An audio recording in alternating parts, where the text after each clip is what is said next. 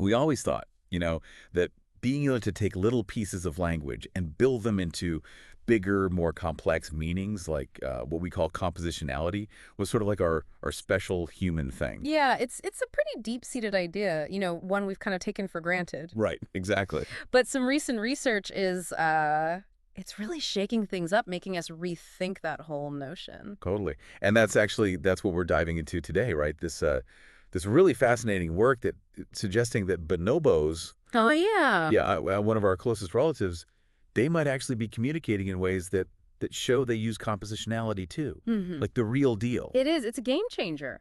I mean, compositionality, that's like a core building block of how we use language. It is. Yeah. Okay, so for folks who haven't spent their days dissecting language, Mm. what exactly are we talking about when we say compositionality? Well, think of it like building with Legos, right? You have these individual pieces, Yes. words for us, Right. each with their own meaning. And you can snap them together Yeah. in different ways to create bigger structures, sentences, paragraphs, the whole 9 yards. Right, right. And the meaning of that whole structure, it comes from the individual meanings of those pieces and how they're arranged. Okay. Yeah, that makes sense. So like the word blue and the word car, you combine them, you get blue car. We know what that means because we understand the color blue and we understand the object car. Exactly. Simple, right? Yeah, it seems simple on the surface, but it's this ability that lets us create like an almost infinite number of ideas, express incredibly complex thoughts. I mean, it's what lets us talk about, the vastness of the universe, or even just like the annoyance of a traffic jam. Right. Or compose a symphony. Yeah, Or write a screenplay. exactly. It's the engine of human expression, really. It really is. And for a long time, we thought it was unique to us. Right. So what's got scientists thinking that bonobos might be in on this this language game? What triggered this whole investigation? Well, there's this really, really interesting study that was recently published in Science. Okay. And the researchers behind it, they spent a lot of time, like seriously, a lot of time, Hmm. observing bonobos in their natural habitat. Okay. This was at the Kokolapori Community Reserve, which is in the Democratic Republic of the Congo. And their main goal was to truly get a handle on how bonobos communicate using their vocalizations, their calls. And this wasn't just like someone, out in the jungle with a microphone and a notebook, right? No, no. Okay. This was like serious systematic research. Absolutely. So what were they really trying to do with this deep dive into bonobo sounds? Well, they were trying to develop a foolproof method, really, for understanding what bonobo vocalizations actually mean. And then the next step was to see if those individual meanings, are they being combined in ways that suggest compositionality? Okay, yeah. Because ultimately, this all ties back to understanding how language itself evolved. Right, right. So big picture stuff. Absolutely. Okay, so I think it's fair to say that trying to figure out animal language Yeah. has been a kind of a scientific headache for a long time. Oh, yeah. It's incredibly difficult. What makes it so hard to decode what animals are saying? Well, the biggest challenge has always been how do you really know what's going on in an animal's mind? Right. You can't just ask them. Exactly. So you can see them making sounds, you can see their behavior, but knowing what that chirp or that growl or that bark actually means, it's been really, really tough to pin down. It has. So I mean, how did they get around this whole mind reading problem? What was their secret weapon, their approach? Well, their real innovation was that instead of trying to figure out the meaning of calls just by listening to them in isolation, they really zoomed in on the context in which those calls were made. Okay, yeah. So for every vocalization they recorded, they noted down a ton of details, over 300 different contextual parameters. 300. Wow. Yeah. I mean, they were looking at everything. Right. Like who else was around? Were there other bonobos nearby? Any monkeys in the area? Was there like a predator lurking about? Right, right.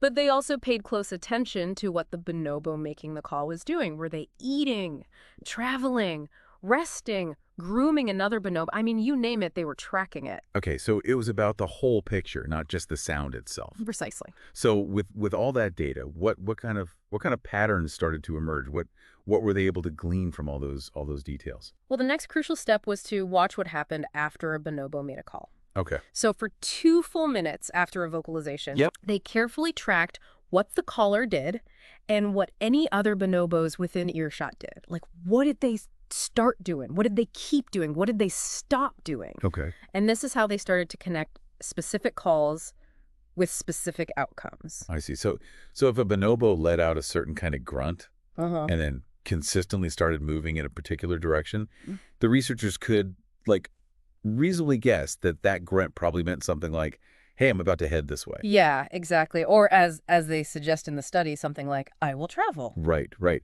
So by looking at these patterns over and over again across tons of different calls and situations, Yeah, they were able to build up this really comprehensive understanding of what different bonobo calls seem to be communicating in different contexts. precisely. So from all this observation, all this data, they essentially like created a bonobo dictionary, Yeah. which is that's pretty amazing in itself, right? To have this like systematic understanding of an animal's entire vocal repertoire It is. It is. and what those different calls might mean. It's groundbreaking work, really. It's the first time that we've been able to do this for any non-human animal. Wow. So that was like a crucial first step. Absolutely. Because you need to know what the individual word or calls, in this case, Yeah. mean before you can even start to look for patterns in how they're combined. Exactly. Yeah. So once they had their bonobo dictionary, how did they go about investigating whether bonobos were actually using those calls in compositional ways? Well, they then focus specifically on instances where bonobos strung together these identified calls. Okay. They were looking for sequences, and the big question was, is the meaning of that combined sequence related in a meaningful way to the individual calls that make it up? Right, because that's the whole idea behind compositionality. It is, and it's actually more complicated than it sounds because there are different types of compositionality. Okay. You have simple compositionality, which is sometimes called trivial compositionality, Okay. and then you have complex compositionality, which is also called non-trivial compositionality. Okay, so what's the difference? Break that down for us. So simple compositionality, it's basically additive. The meaning of the combined elements, it's just the sum of their individual meanings. Right. Like, remember our blue car example? Yeah. That's simple compositionality. Yeah. It's something that is both blue and a car. You're just stacking those meanings on top of each other. Right, like adding ingredients to a recipe. Exactly. You're not changing the ingredients themselves. Right. You're just putting them together. Exactly. Okay, so what about the complex, the non-trivial kind? What makes that different? Okay, so complex compositionality, that's when the meaning of one part of the combination actually changes or modifies the meaning of another part. Okay. So a good example of this is the phrase small car. Okay. Now, this doesn't just mean something that is small and something that is a car, right? The word small is specifically describing the type of car. Uh-huh. It's not just a small thing that happens to be a car. It's a specific category of car, a small car. Okay, yeah, that's a really clear distinction. Yeah. And this complex compositionality, it's what gives human language so much of its power and flexibility. Totally. So the study mentions that we've seen examples of this simpler additive compositionality in other animals, right? Yeah, definitely. Like certain bird songs, some primate calls, they show signs of this simply kind of combining. Right. But the really big question here was, are bonobos doing something more like what we do? Are they showing evidence of this complex, non-trivial compositionality? Right. Because that would be a huge deal. It would. It would really challenge the idea that we're the only ones capable of this kind of complex language. So how did the researchers determine if the bonobo call combinations were truly compositional, and especially if they were showing this more complex kind? They had to come up with like a clear set of rules, basically. Okay. They borrowed a framework from linguistics, which is, the study of language. Right. And they came up with 3 main criteria to assess these bonobo call combinations. Okay, so what were the criteria? What were they looking for? Okay, so first, each individual call in a combination had to have its own distinct, independent meaning. Right, which they had already figured out from their their Bonobo dictionary work. Exactly. Okay.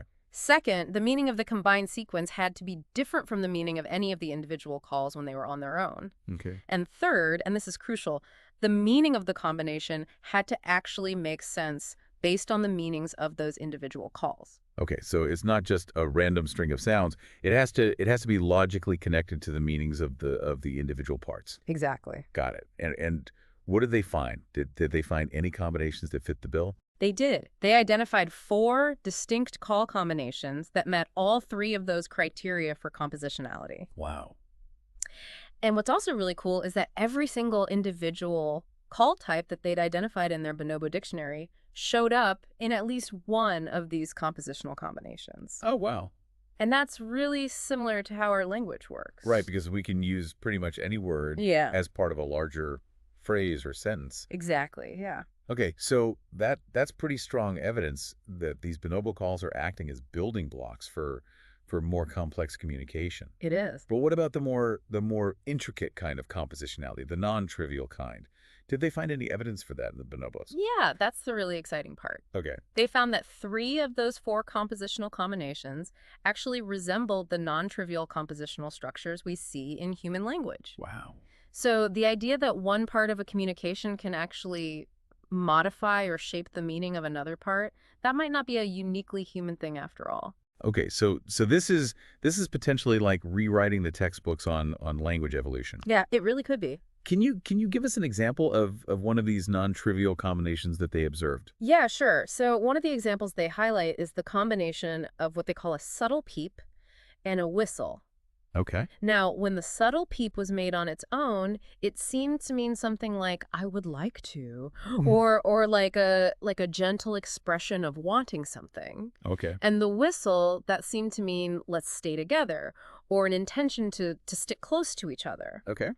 But when they combined these 2 calls, especially in situations where things were a little bit tense socially, the meaning seemed to shift to something more like "let's relax," or a way of trying to calm things down. Okay, so it's not just I want to stay close to you. It's more nuanced than that. It's like a suggestion to de-escalate the situation. Exactly. Yeah. And that's a key indicator of non-trivial compositionality. Right. So the meaning of that combined call is more than just the sum of its parts. It's something new. Exactly. And this is what we see in human language all the time, right? All the time. Okay, so if bonobos are capable of this kind of complex communication, I mean, what does this tell us about where our own language abilities came from? Well, it suggests that the ability to create complex meaning from these smaller units of sound, it's probably a lot older than we thought. Okay. I mean, bonobos are one of our closest relatives, evolutionarily speaking. Right. So if they can do this, it means that the last common ancestor that we shared with them, Uh-huh. which lived, at least 7 million years ago, Yeah. it probably had the brain power to do this too. So complex language, it's not necessarily this brand new human invention. Right. It's something with much deeper roots in our primate family tree. It seems that way, yeah. And it challenges this long-held assumption that compositionality, it just suddenly popped up in humans. Right, right. It might be much more ancient and much more widespread than we realized. Okay, so to sum all this up, bonobos aren't just making random noises, right? No. They have this system where they combine calls that have individual meanings to create new meanings. And sometimes they even do this in really complex ways that are similar to how we use words to create sentences. Yeah, that's a great summary. And this isn't just some fun fact about bonobos, right? No, it's not. This has some pretty significant implications for how we understand the evolution of language. Huge implications. Mhm. It tells us that the ability to build complex communication from simpler pieces, it's probably much older and much more common in the animal kingdom than we ever imagined. Right. It really changes how we view ourselves and our place in the natural world. It does. So if bonobos can do all this, what else are we missing? I mean, what other animals out there might have these hidden communication skills that we just haven't figured out yet? And what could future research tell us about what it really means to have language? It's pretty mind-blowing to think about. It really is. It opens up a whole new world of possibilities. It does. And who knows what amazing discoveries are still out there just waiting to be made.